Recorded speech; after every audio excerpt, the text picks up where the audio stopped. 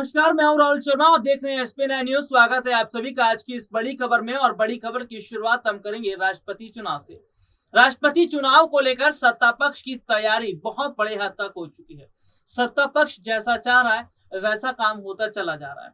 शतरंज आपने खेला ही होगा, बहुत सारे दर्शकों ने खेला होगा, जानते भी होंगे। शतरंज में हम देखते हैं कि राजा और रानी जो होते हैं वो बहुत पीछे रहते हैं और आगे जो रहते हैं वो हाथी घोड़े होते हैं या तो प्यादे होते हैं।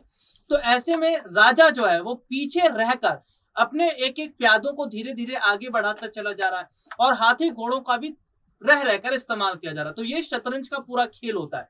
तो ऐसे में हम क्या देख रहे हैं कि प्रधानमंत्री नरेंद्र मोदी पीछे रहकर अपने जितने भी लोग हैं पार्टी के कार्यकर्ता उनको तो काम पर लगाया गया। इसके साथ ही ये भी किया गया है कि विपक्ष को कैसे अपनी साइड लेकर आया जाए, विपक्ष को कैसे तोड़ा जाए।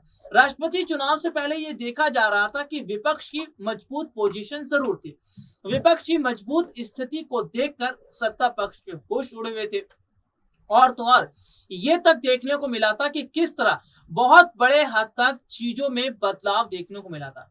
देखिए, सत्ता पक्ष ये जान रही थी कि विपक्ष अगर इसी मजबूत पोजीशन के साथ खड़ा रहा, इसी मजबूत पोजीशन के साथ वो आगे बढ़ता रहा तो जाहिर सी बात है विपक्ष को जीत मिल जाएगी। इसीलिए हम देख रहे हैं कि विपक्ष को तोड़ने का जो काम सत्ता पक्ष ने किया उसमें कामयाब हो गए। हालांकि इन सब के बीच अगर हम बात करें चुनावी रणनीतिकार प्रशांत किशोर की, जिन्होंने ममता बनर्जी के साथ रहकर काम किया, विपक्ष के साथ रहकर काम किया।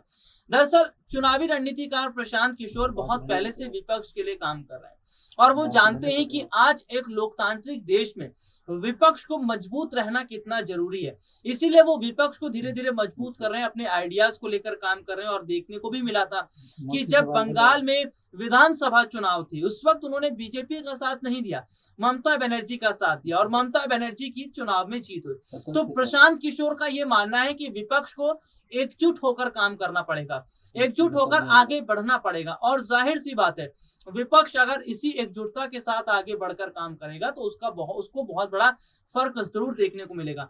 तो फिलहाल मौजूदा समय की अगर बात की जाए तो सीधे तौर पर देखा जा रहा है कि चुनावी रणनीतिकार प्रशांत किशोर अब यशवंत सिन्हा के साथ खड़े हो गए हैं। यशवंत सिन्हा का बड़ा समर्थन उन्हें मिल रहा है। उनका यह मानना है कि राष्ट्रपति चुनाव के लिए जो कैंडिडेट खड़ा किया गया है वो बेहतर कैंडिडेट है। बस ये है कि विपक्ष आज जितना दबा जा रहा है उतना दबाने की उसको कोशिश की जा रही है और सत्ता पक्ष अपनी सत्ता में रहकर पावर का गलत इस्तेमाल कर रही है। उन्होंने कहा ये एक लोकतंत्र के लिए अच्छी बात नहीं है। दरअसल यशवंत सिन्हा को क्यों विपक्ष का साथ मिल रहा है, जनता का साथ मिल रहा है, ध्यान से सुनिएगा। यशवंत सिन्हा जो पूर्व आईएएस अधिकारी रह चुके हैं, बीजेपी में पूर्व केंद्रीय मंत्री रह चुके हैं, कई पदों पर उन्होंने काम किया है। यहाँ पर हम ये देख रहे हैं कि जब वो बीजेपी में थे तो लगातार सरकार से सच पूछते थे, सरकार से, मोदी सरकार से पूछते थे रोजगार आपने कितना दिया, महंगाई को लेकर क्या काम किया जा रहा है, अर्थव्यवस्था को लेकर काम किया जा रहा है। और यही सवाल सरकार को चुभने लगे थे।